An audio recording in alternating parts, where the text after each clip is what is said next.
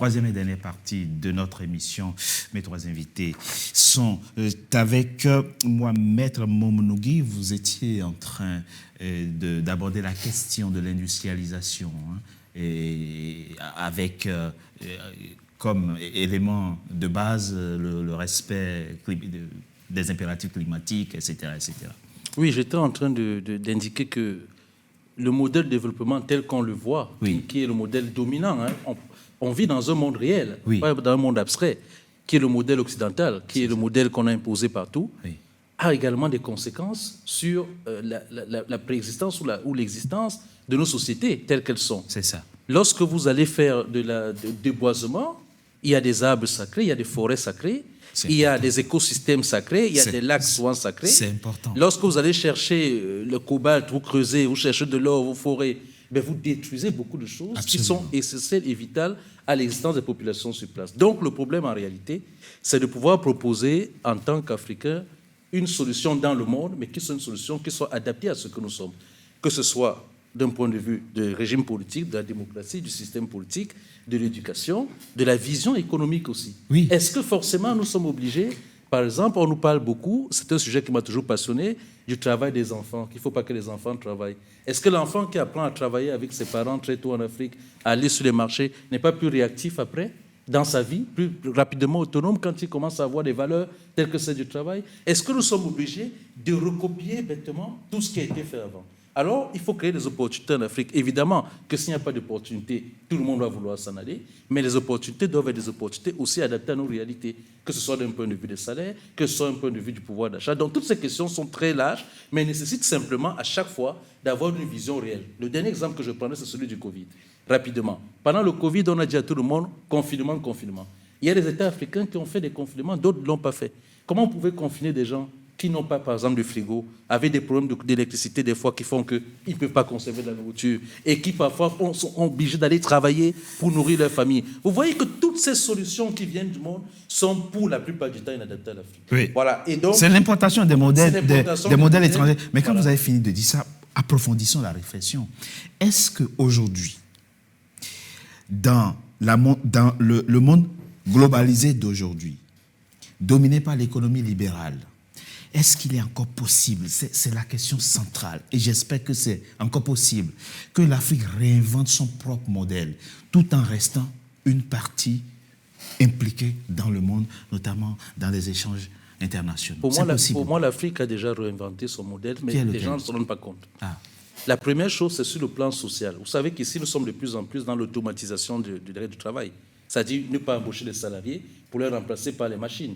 Nous, en Afrique, on a encore des femmes de ménage qui gardent des enfants. Ça, c'est très important, ça, parce que c'est un emploi. Nous avons encore des services tels que les réparateurs, comment on appelle, je ne cherche pas le terme, du moins, comment on appelle encore ça, les réparateurs de chaussures. Nous avons encore des petits services comme ça qui existent et qui n'existent pas ici. La réalité, c'est que, et c'est ce que le droit des affaires OHADA a fait, on a essayé de mettre en place des actes uniformes qui tiennent en compte de la réalité du marché africain, notamment avec un statut dit de l'entrepreneur. Comment faire pour prendre toute l'économie libérale qui existe et ne pas forcément la faire rentrer dans le système qui est celui de la surimposition et de la surtaxe pour permettre aux Africains qui ont ces petites économies de pouvoir s'autodéterminer? Je pense qu'il y a des solutions locales qui existent déjà. Il faut simplement que nous les approfondissions sans verser forcément dans le globalisme actuel. Merci, maître. Mais c'est très intéressant ce que vous dites, sauf que là, et ça va être ma question à vous, monsieur Thierry Mouelet II.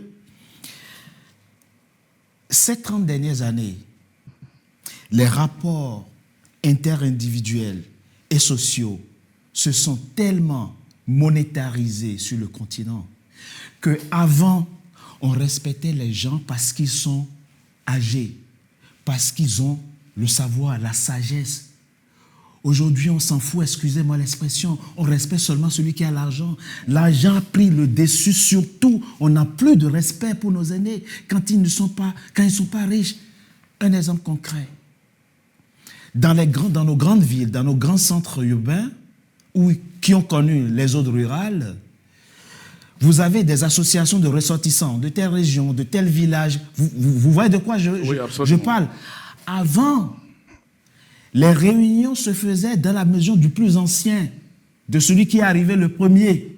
Aujourd'hui, elles se font dans la maison de celui qui a les moyens, qui fait boire la bière et fait manger à la fin de la réunion. Comment on s'en sort? Comment est-ce qu'on résiste à cette captation de nous-mêmes et de nos esprits par l'argent, par le pouvoir de l'argent? Mais malheureusement, la question que vous posez est aussi vieille que le monde. De penser même que le riche n'a pas souvent eu le premier et le dernier mot, même dans l'Afrique ancienne, je pense que c'est un peu utopique. Le riche a toujours été une attraction parce qu'il rend la vie facile à tout le monde. Le sage, oui, parce qu'il a l'expérience et tout, mais lorsque le sage lui-même commence à se fourvoyer en donnant, n'est-ce pas... Pas eux tous. Certains, malheureusement, on va pas généraliser. Cela participe de cette notion de ce qu'on appelle le changement, n'est-ce pas, de chaîne, oui, de changement de cosmogonie, de vision du monde, des valeurs. Et tout cela est lié à la greffe. La greffe que nous avons, les 2 couches de greffe que nous avons eues, orientale et occidentale, depuis... On s'en sort ou pas? On ne s'en sort pas pour le moment, mais ce qu'il y a lieu de faire, c'est de mettre tout à plat. Mais pour cela, il faudrait d'abord reconstituer la société africaine. Je ne dis pas qu'il y a une société africaine idéale, mais il y a des valeurs. Si vous repartez sur l'histoire de l'Afrique, il y a toujours eu des valeurs et puis des constructions politiques très solides qui datent d'époque bien avant l'époque pharaonique, l'époque, n'est-ce pas, du Congo antique. Oui, parlons de maintenant. Mais c'est de ça qu'il est question. On ne peut pas résoudre les problèmes d'aujourd'hui. Mais on est complètement... On ne peut pas résoudre les problèmes d'aujourd'hui sans savoir qui on est. C'est la question fondamentale de cette émission. Qui sommes-nous? Donc, pour résoudre les problèmes qui nous assaillent aujourd'hui, avec après ça, quoi, la saturation de l'Occident et de l'Orient, il faut revenir sur ce que nous savons. Et ce que nous savons, il y a des traces. Il y a la Maat qui existe, il y a le Gakaka qui existe, il y a Tei qui existe chez les Camerounais. Il y a autant, n'est-ce pas, de structures morales. Donc ça veut dire la réhabilitation ou la réactivation. La restructuration. Bon, okay, la restructuration morale et valorielle des États africains, des sociétés africaines. Et des structures traditionnelles. C'est de ça qu'il est question. Absolument. Parce que je vous parle du Gakaka. C'est le Gakaka qui a permis de résoudre les problèmes qu'il y aurait eu, n'est-ce pas, au Rwanda après le génocide rwandais en 1994. On connaît l'Ubuntu en Afrique du Sud. Ce sont des structures et la pensée juridique et morale ancestrale africaine qui existe. Parce que le droit ne suffit pas. Il faut la morale derrière le droit. Qui résiste à l'argent et au pouvoir de l'argent. Que quelqu'un ne vienne pas acheter, etc. On peut toujours rêver qu'on peut résister, mais au moins si on a des... C'est utopie. Mais, utopique. Depuis l'Égypte ancienne, moi je reviens toujours à ça, il y a le djed. Djed qui est la droiture. Si on enseigne aux enfants, notre génération est perdue. La prochaine, si on ne leur donne pas des structures morales telles que Maat, Djed, Gakaka, Ubuntu, voici les vraies structures morales africaines qu'il faut mettre à l'éducation nationale. Et à ce moment-là, l'éducation nationale doit être conçue, pensée, distribuée, transmise par les Africains eux-mêmes avec... Le mot est lâché. Ben voilà. Et derrière cela, vous voyez que les mots que j'ai utilisés ne sont pas français. C'est très important. C'est les langues africaines. C'est très important. Nous sommes une génération perdue, venez-vous de dire. Nous sommes une génération perdue. Du point de vue africain. Professeur, il a tellement raison que vous avez aujourd'hui sur le continent des filles qui gagnent plus de l'argent sur TikTok que nos professeurs d'université. C'est un scandale. Nos enseignants, vous avez parlé d'éducation. Vous avez parlé tout à l'heure d'éducation, de la formation. 2 points rapidement, professeur, pour finir cette émission. Vous pensez qu'on peut y arriver aujourd'hui, à la fois sans une prise de conscience de nos dirigeants, sans la réactivation des structures traditionnelles, la réhabilitation des lieux de savoir que sont les personnes âgées, dépositaires du savoir. Est-ce qu'on peut y arriver sans cela? Si on ne peut pas, comment on fait aujourd'hui pour redonner du sens et du pouvoir à nos valeurs traditionnelles? Bien, merci. Écoutez, même si on considère que nous sommes une génération perdue, mais l'espoir est toujours permis. Absolument. Pourquoi? Parce que j'insiste, et tout le monde le dit, l'avenir de l'humanité se trouve en Afrique. Il appartient aux Africains de se donner les moyens objectifs pour endosser cette responsabilité qui s'impose à cette Afrique-là. Et nous disons et nous répétons, sans rentrer dans les rêves, Oui. que les Africains se donnent les moyens objectifs qui sont se donner les moyens de la monnaie. Parce que quand on parle du triangle des souverainetés, le mot souveraineté, il faut le rappeler pour ceux qui ignorent, ça veut dire au-dessus de vous, il n'y a plus personne sauf Dieu. On parle du triangle des souverainetés. C'est quoi? 1, la monnaie, l'argent. 2, la défense et sécurité, parce que c'est ça qu'ils sont en train de faire. Toute l'Afrique, là. Si on n'a pas ça, puisque les gens sont en train de nous pénétrer au moment où nous sommes en train de dormir. Après, ils vont nous rendre encore esclaves. Triangle des souverainetés, donc la monnaie, la défense et sécurité et le droit positif, c'est-à-dire la Constitution. Bien. La question centrale, c'est de dire comment faire pour avoir la monnaie. Nous disons la monnaie, ou sinon l'argent, avant d'être technique, c'est d'abord politique. On va prendre un pays comme la Guadeloupe. Vous quittez ici, Paris, vous allez en Guadeloupe. 9 heures de vol, ou bien 8h30. Vous êtes sur le continent américain. Mais ni la Guadeloupe, ni la Martinique qui est à côté, ni la Guyane française, tout ça, ne peut se permettre de battre monnaie. Parce que ce sont des territoires français. Oui. Donc, quand vous êtes souverain, vous pouvez battre monnaie. Conditionnalité pour mettre les gens au travail. Et c'est comme ça, si les Africains sont unis et ils battent monnaie, ils vont mettre hors d'état de nuit le FMI et la Banque mondiale et tous les autres qui donnent leur dictat aux Africains. Absolument. Ça, c'est le premier point. La deuxième solution, ils vont prendre l'argent là, la monnaie des Africains là, pour industrialiser les économies africaines et combattre avec efficacité qu'on appelle la pauvreté socio-économique négativement dynamique qui ronge l'Afrique. Ça, c'est la deuxième solution. La troisième solution, même si ça peut déranger certains esprits, c'est de mettre une ceinture politique autour de ces 54 pays africains et sortir un être moral qu'on appelle l'État fédéral africain, auquel on donne 6 compétences. Tous les pays africains restent en place. Mais compte tenu de l'urgence, je dis bien, nous sommes dans un cas d'extrême urgence, on voit les envahisseurs qui arrivent. Donc, on dit, nous formons un État fédéral. Vous le décrivez L'État bien dans ce fédéral, livre. on lui donne 6 compétences. 1, puisqu'on forme un même État. Tous ceux qui ne font pas partie de l'Afrique, ceux-là, avec eux, on a la frontière. C'est l'État fédéral qui va gérer ça.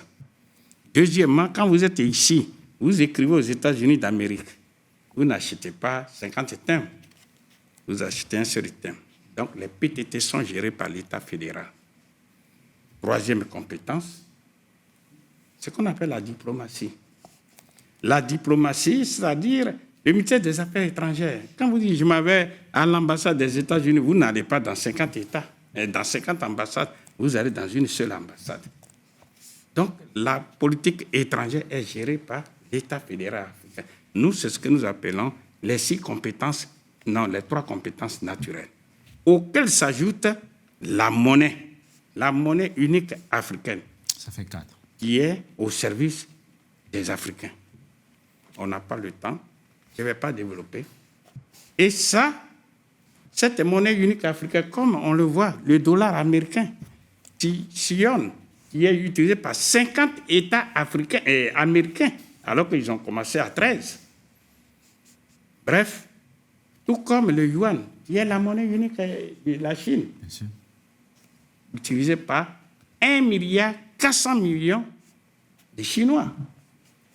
Bref, la monnaie unique africaine sera gérée par l'État fédéral africain. Les solutions existent. Et la 5e compétence, c'est la sécurité, défense, sécurité. vous attaquez un petit pays qu'on appelle Rhode Island, 1,130,000 km² contre 30 millions de kilomètres carrés pour toute l'Afrique. Si tous les 54 pays africains vont s'attaquer à ce petit pays, militairement, à moins d'un mois, eh bien, tous se seront mis en poussière. Ils seront complètement rayés de la carte géographique du monde. Par qui? Par l'État fédéral américain, par l'armée fédérale américaine, parce que ce petit pays-là fait partie des 50 États américains. Ça veut dire quoi? Si nous tous, nous mettons ensemble, non seulement nous allons avoir la sécurité en Afrique, conditionnalité pour permettre à chaque État de se développer harmonieusement, mais l'Afrique,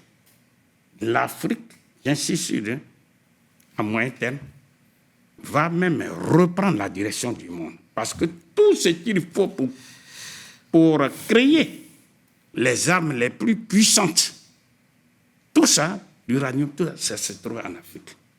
Et enfin, la 6e compétence, c'est ce que nous appelons la solution anthropologique. Oui. Parce que c'est cette solution anthropologique qui sera financée pompeusement pour qu'il y ait véritablement un nouvel Africain. Parce que nous allons financer tout ça. Et l'Afrique va s'asseoir solidement. Et le monde qui a commencé, l'humanité qui a commencé en Afrique, va ressurgir pour donner une nouvelle ère positive, non seulement aux Africains, mais à toute l'humanité. Merci. Voilà. Merci, Et professeur. tant que nous resterons les bras croisés, en train de nous laisser ruiner par ces impérialistes-là, eh bien, malheureusement, l'Afrique risque de Merci, ne pas professeur. aller ailleurs.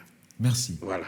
Et ces mesures, ces solutions, vous les articulez très clairement dans ce dernier livre que vous venez de Je les sortir, développe Les dedans. solutions salvatrices de l'Afrique, prospérité et liberté des peuples africains. Merci, professeur, Merci. d'avoir participé à cet échange. Vous êtes également auteur d'autres livres encore, comme celui-ci, Le franc CFA et l'euro contre l'Afrique, aux éditions mondiales. Merci. Professeur, historiographie africaine et archéologie de l'esclavage dans le pharaon inattendu et Le souffle des saisons. Ce sont les deux livres que j'ai de vous, Thierry Mouelé. Optimiste? Oui, il faut dire que malgré, en fait, je ne suis pas généralement pessimiste, je suis généralement réaliste. Donc mon réalisme peut paraître à certains égards comme une forme de pessimisme, mais en réalité non. C'est pour conscientiser, pour donner l'état des lieux de ce que nous vivons aujourd'hui, que ce soit en Afrique ou dans le monde. L'Afrique est une partie du monde. Nous ne pourrons pas faire comme, par exemple, a fait Meiji en 1868 au Japon, fermer toutes les frontières, faire sa révolution et ensuite s'ouvrir. Non, nous avons des interconnexions, mais la priorisation de notre vision du monde doit être basée sur ce que nous pensons être les schèmes qui nous permettent de nous en sortir, premièrement, par la connaissance. Oui. La connaissance, la transmission de la connaissance et la sécurisation de nos avoirs. Donc, on ne peut pas aujourd'hui penser le développement de l'Afrique sans la question sécuritaire. C'est pour cela qu'il faut développer, je l'ai développé dans ce livre-là, il faut développer des écoles spécialisées en gestion stratégique. Le problème que beaucoup d'États africains pris individuellement ont, c'est la projection stratégique qui est absente. On ne peut pas projeter dans un État il y avait souvent à l'époque les plans quinquennaux pour pouvoir développer des secteurs précis. Aujourd'hui, c'est une question de vision. Absolument. Comment est-ce que nous nous voyons dans 10 ans, dans 20 ans, dans 30 ans? C'est très important. C'est une question de vision stratégique. C'est très important. Et on ne peut l'avoir généralement que si on est souverain. Merci. Merci Thierry Mouelé de Maître Momonogi. C'est très important. Alors, sans tomber dans la tentation d'être un optimiste exagéré, les solutions sont là. Les moyens sont là. Nous avons tout ce qu'il faut. Il faut juste se servir des leviers. Le professeur l'a dit. Éducation, c'est très important. Éducation, valeurs, transmission des valeurs, connaissance de soi, connaissance tout court, volonté politique. Vous avez parlé de monnaie. Volonté politique, projection stratégique.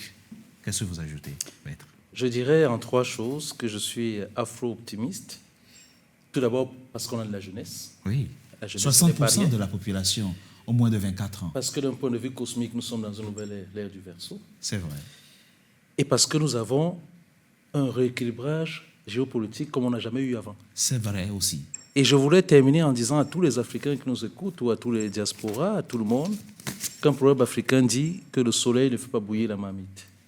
Donc il nous appartient à nous-mêmes de retrousser nos manches Merci. pour bâtir l'Afrique dont nous rêvons, celle de nos enfants. Merci. On ne peut pas mieux terminer cette émission. Merci à vous trois d'avoir participé à cette émission. Et quant à vous qui avez été si nombreux à notre campagne, si vous voulez suivre à nouveau cette émission, allez sur www.nca-tv.com. Et aux Africains de la diaspora, à un moment où montent les extrêmes, il ne faut ne pas avoir peur. Il faut plutôt résister et apprendre à nos enfants qui sont nés ici, qui sont d'ici. Encore une fois, Lionel Jospin disait, on est originaire du pays de son enfance. Ils sont ici, ils sont citoyens à part entière, qu'ils soient métis, arabes, noirs, juifs, ils sont européens et ils resteront. Ils ne partiront que quand ils voudront, pas quand quelqu'un voudra qu'ils partent. Merci à vous. À très bientôt pour un nouveau numéro de Frontal.